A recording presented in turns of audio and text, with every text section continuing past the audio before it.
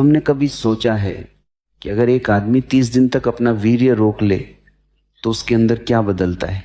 ज्यादातर लोग सोचते हैं कि इससे कुछ खास नहीं होता, कुछ तो मजाक भी उड़ाते हैं, लेकिन असली सच्चाई थोड़ी अजीब है और थोड़ी खतरनाक भी। क्योंकि इंसान का शरीर सिर्फ खाना पीना और सोना ही नहीं समझता, उसके अंदर एक ऊर्जा का खेल चलता है। और उस ऊर्जा का सबसे शक्तिशाली रूप क्या है? वही जिसे लोग मजाक में उड़ा देते हैं। लेकिन अगर वही ऊर्जा 30 दिन तक बाहर न जाए तो शरीर के अंदर कुछ अजीब चीजें शुरू हो जाती हैं। कुछ लोगों के अंदर आत्मविश्वास बढ़ जाता है। कुछ लोगों को लगता है जैसे उनके अंदर एक जंगली ऊर्जा जाग गई हो। और कुछ लोग सच कहें तो थोड़ा पागल भी होने लगते हैं, क्योंकि ये सिर्फ शरीर का मामला नहीं है, ये दिमाग का भी खेल है। आज हम उसी रहस्य को समझेंगे कि अगर कोई आदमी 30 दिन तक वीर्य रोकता है तो उसके शरीर, दिमाग और जिंदगी में असल में क्या होता है। और सच मानो, इसमें कुछ बातें ऐसी हैं जो ज्यादातर लोग कभी जानना ही नहीं चाहते। क्योंकि अगर लोग ये सच जान लें तो शायद अपनी कई आदतें बदल दें। और यहीं से शुरू होती है असली कहानी। सबसे पहले एक बहुत सीधी बात समझ लो, इंसान के शरीर में जो वीर्य बनता है वह सिर्फ एक तरल चीज नहीं है, यह शरीर की सबसे गाढ़ी ऊर्जा है। शरीर उसे बनाने के लिए बहुत मेहनत करता है, खाना खाता है, खून बनता है, खून से ऊर्जा बनती है और फिर धीरे धीरे वही ऊर्जा इस रूप में बदलती है। यही कारण है कि जब कोई आदमी लगातार उसे खोता रहता है तो उसके अंदर एक अजीब थकान रहने लगती है। तुमने देखा होगा, कुछ लोग हमेशा सुस्त रहते हैं, उनके चेहरे पर चमक नहीं होती, आंखों में दम नहीं होता। और कुछ लोग ऐसे होते हैं जो कमरे में घुसते ही अलग दिखाई देते हैं, उनके अंदर एक अजीब आत्मविश्वास होता है। ऐसा क्यों? क्योंकि ऊर्जा कहाँ जा रही है, ये बहुत बड़ा फर्क पैदा करता है।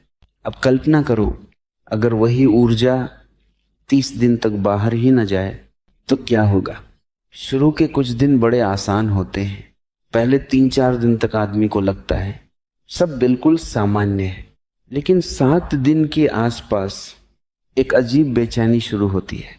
दिमाग बार बार उसी चीज के बारे में सोचने लगता है, क्योंकि शरीर की आदत है ऊर्जा को बाहर निकालने की। जब वह रास्ता बंद हो जाता है तो शरीर और दिमाग दोनों चौंक जाते हैं और यहीं असली परीक्षा शुरू होती है।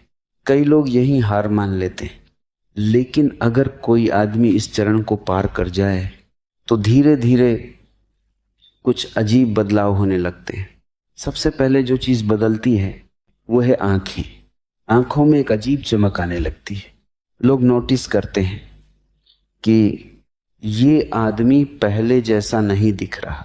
दूसरी चीज जो बदलती है वो है आत्मविश्वास। जैसे अंदर से कोई कह रहा हो कि अब तुम्हारे अंदर ऊर्जा जमा हो रही है और ये कोई जादू नहीं है। जब शरीर अपनी ऊर्जा को बाहर नहीं खोता तो वह उसे दूसरी जगह इस्तेमाल करने लगता है। यही कारण है कि कई लोग कहते हैं कि इस दौरान उनका फोकस बढ़ जाता है, पढ़ाई में मन ज्यादा लगता है, काम में तेजी आती है। लेकिन कहानी का दूसरा पहलू भी है। अगर आदमी के पास कोई लक्ष्य नहीं है तो वही ऊर्जा दिमाग को पागल भी बना सकती है, क्योंकि ऊर्जा कहीं तो जाएगी।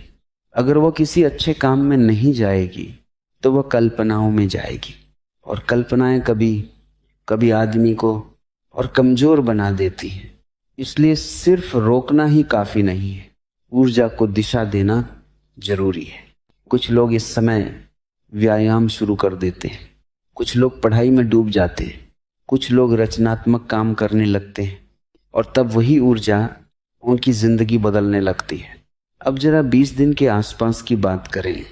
अगर कोई आदमी इतने दिन तक टिक जाए तो उसके अंदर एक अलग तरह की स्थिरता आने लगती है।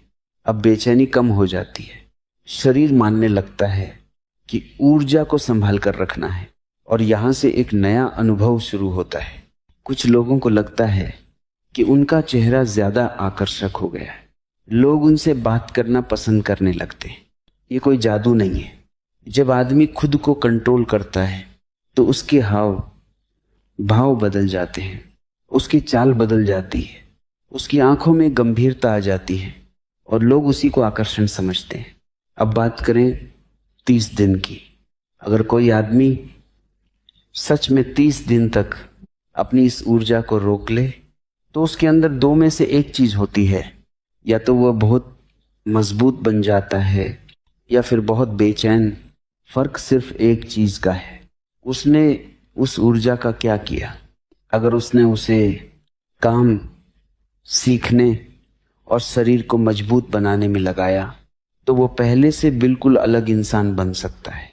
लेकिन अगर उसने सिर्फ उसे दबाया और दिमाग में कल्पनाएं चलती रहीं तो वो और ज्यादा उलझ सकता है। इसलिए असली बात यह नहीं है कि 30 दिन तक रोक लिया।